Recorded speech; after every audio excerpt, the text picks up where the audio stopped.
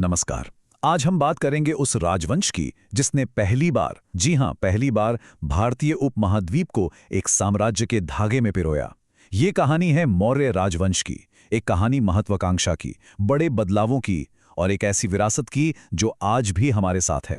तो मन में पहला सवाल यही आता है कि वो साम्राज्य जिसने बिखरे हुए राज्यों को पहली बार एक पहचान दी, आखिर वो बना कैसे? उसकी शुरुआत कहाँ से हुई? चलिए इसी सवाल का जवाब ढूंढते हैं। देखिए, ये पूरी कहानी करीब 137 सालों में सिमट जाती है। इसकी शुरुआत होती है 322 ईसा पूर्व में चंद्रगुप्त के उदय के साथ। फिर 305 ईसा पूर्व में सेल्यूकस पर एक बहुत बड़ी जीत से ये साम्राज्य और भी मजबूत हो जाता है। 261 ईसा पूर्व में कलिंग का युद्ध आता है, जो एक खूनी मोड़ साबित होता है। और आखिर में 185 ईसा पूर्व में आखिरी शासक बृहद्रथ के साथ इस महान युग का अंत हो जाता है। तो इस कहानी का पहला अध्याय लिखते हैं चंद्रगुप्त मौर्य। सोचिए, एक साधारण सा नौजवान, लेकिन उसके साथ थे एक असाधारण रणनीतिकार, चाणक्य। और दोनों का लक्ष्य सिर्फ एक था, नंद वंश के घमंडी और अलोकप्रिय शासन को जड़ से उखाड़ फेंकना और एक नए साम्राज्य की नींव रखना। तो ये हुआ कैसे? सब कुछ एक प्लान के तहत हुआ। पहला कदम, चाणक्य के साथ गठबंधन, वो दिमाग जो इस पूरे खेल को रचने वाला था। फिर दूसरा कदम, उन्होंने पहले पंजाब के सीमावर्ती इलाकों पर कब्जा किया, अपनी सेना को मजबूत बनाया। इसके बाद तीसरा कदम, उन्होंने सीधा मगध पर हमला किया और आखिरी और चौथे कदम में नंदवंश का अंत करके एक नए साम्राज्य की नींव रख दी। ये एक बहुत ही सोची समझी रणनीति थी।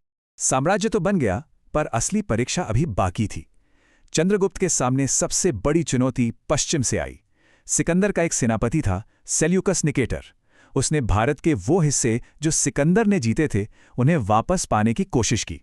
और ये नए नवेले मौर्य साम्राज्य के लिए एक बहुत ही बड़ा इम्तिहान था। और इस युद्ध का नतीजा कमाल का था। ये सिर्फ एक फौजी जीत नहीं थी, ये एक कूटनीतिक जीत थी। जरा संधि की शर्तों पर नजर डालिए।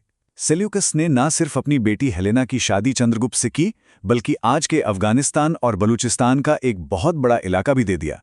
और बदले में चंद्रगुप्त ने क्या दिया? सिर्फ 500 हाथी। उस जमाने में हाथी मतलब आज के टैंक। ये मौर्य साम्राज्य की ताकत का खुला प्रदर्शन था।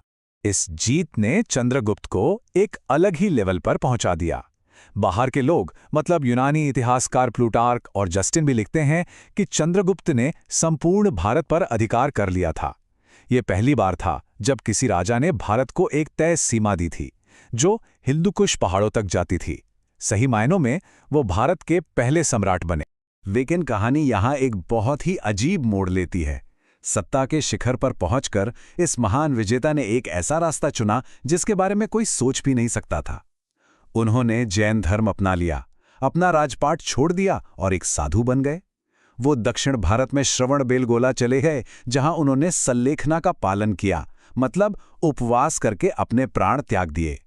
एक सम्राट से एक तपस्वी तक का सफर वाकई में अद्भुत है। चंद्रगुप्त के बाद उनके बेटे बिंदुसार ने गद्दी संभाली। उन्होंने न सिर्फ अपने पिता की विरासत को संभाले रखा, बल्कि तक्षशिला जैसे विद्रोहों को भी कामयाबी से दबाया। लेकिन मौर्य वंश का जो नाम इतिहास में सबसे ज्यादा गूंजता है, वो उनके बेटे अशोक का है। और अशोक की कहानी युद्ध, खून खराबे और एक ऐसे बदलाव की है जो इतिहास में मिसाल बन गया। अपने राज्याभिषेक के 8वें साल 261 ईसा पूर्व में अशोक ने कलिंग पर हमला किया। ये एक बहुत ही क्रूर और भयानक युद्ध था, एक ऐसा मोड़ जो खून से लिखा गया और जिसने सम्राट को हमेशा हमेशा के लिए बदल कर रख दिया। 1,00,000। ये किसी और ने नहीं, खुद अशोक ने अपने शिलालेखों में लिखवाया है कि कलिंग युद्ध में करीब इतने लोग मारे गए थे। इस भयानक विनाश को अपनी आंखों से देखकर अशोक का दिल दहल गया। वो जीत का जश्न मनाने के बजाय गहरे पछतावे और दुख में डूब गए। और यहीं पर अशोक का जैसे दूसरा जन्म हुआ। युद्ध से पहले लोग उन्हें चंडाशोक कहते थे, मतलब क्रूर अशोक। लेकिन युद्ध के बाद वो बन गए धम्माशोक, यानी धार्मिक अशोक। उनकी पूरी सोच ही बदल गई। अब उनका लक्ष्य जमीन जीतना नहीं रहा, बल्कि लोगों का दिल जीतना था। अब साम्राज्य का विस्तार हथियारों से नहीं, बल्कि अच्छे आचरण और नैतिकता से होना। कलिंग की उस भयानक हिंसा के जवाब में अशोक ने शासन करने का एक बिल्कुल नया रास्ता दुनिया के सामने रखा। और वो रास्ता था धम्म का। ये एक नैतिक और राजनीतिक सोच थी जो उनके इतने बड़े और अलग-अलग तरह के लोगों वाले साम्राज्य को एक साथ रखने के लिए बनाई गई। तो ये धम्म आखिर था क्या? कोई नया धर्म? जी नहीं, बिल्कुल नहीं। ये एक बहुत ही शानदार विचार था। ये एक तरह का नैतिक कोड था। ऐसे नियम जिन्हें किसी भी धर्म या संस्कृति के लोग आसानी से मान सकते थे। सोचिए, एक ऐसा साम्राज्य जहां सैकड़ों भाषाएं और मान्यताएं थीं, वहां धम्म एक गोंद की तरह था जो सबको एक साथ जोड़ सकता था। और धम्म के सिद्धांत बहुत ही सरल और प्रैक्टिकल थे। माता पिता की सेवा करो, बड़ों का सम्मान करो, सभी जीवों पर दया करो, दान दो, अपने नौकरों के साथ अच्छा व्यवहार करो। ये कोई बहुत गहरी फिलॉसफी नहीं थी। ये बुनियादी इंसानी मूल्य थे जिन्हें कोई भी अपनी रोजमर्रा की जिंदगी में अपना सकता था। और अशोक ने ये संदेश सिर्फ अपने साम्राज्य तक ही नहीं रखा। उन्होंने धम्म महामात्र नाम के खास अफसर नियुक्त किए जिनका काम ही था धम्म का प्रचार करना। उन्होंने तो अपने बेटे महेंद्र और बेटी संगमित्रा को भी इस शांति के संदेश को फैलाने के लिए श्रीलंका भेजा। इसे एक ग्लोबल मिशन बना दिया। लेकिन हर चीज का एक अंत होता है। अशोक की मृत्यु के बाद जो मौर्य साम्राज्य इतना शक्तिशाली और विशाल था, वो धीरे धीरे कमजोर पड़ने लगा। चलिए अब इस कहानी के आखिरी अध्याय पर चलते हैं और समझते हैं कि इस महान साम्राज्य का पतन आखिर हुआ क्यों। ये एक बहुत बड़ा सवाल है।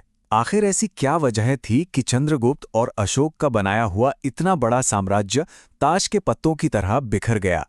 इस पर इतिहासकारों में आज भी बहस होती है। देखिए, इसका कोई एक सीधा साधा जवाब नहीं है, बल्कि कई कारण बताए जाते हैं। कुछ इतिहासकार मानते हैं कि अशोक की अहिंसा की नीति ने सेना को कमजोर कर दिया। वहीं डीडी कोसाम्बी जैसे विद्वान कहते हैं कि आर्थिक संकट बहुत बड़ा कारण था। शायद इतनी बड़ी सेना और अफसरों का खर्च बहुत ज्यादा हो गया था। और एक सबसे आसान वजह यह भी है कि अशोक के बाद के राजा उतने काबिल नहीं थे। शायद सच्चाई इन सभी के मिले-जुले रूप में ही कहीं छिपी है। तो हुआ ये कि 232 ईसा पूर्व में अशोक की मृत्यु हुई और उसके बाद उनके उत्तराधिकारी साम्राज्य को एक साथ नहीं रख पाए। और आखिरकार 185 ईसा पूर्व में आखिरी मौर्य सम्राट बृहद्रथ की हत्या उन्हीं के सेनापति पुष्यमित्र शुंग ने कर दी। और इसी के साथ शुंग वंश की शुरुआत हुई और मौर्य साम्राज्य का अंत हो गया। तो आखिर में मौर्य राजवंश की विरासत क्या है? शासक चले गए, साम्राज्य मिट्टी में मिल गया, लेकिन अशोक का धम्म, उनका शांति और सहनशीलता का संदेश, वो आज भी उतना ही जरूरी है।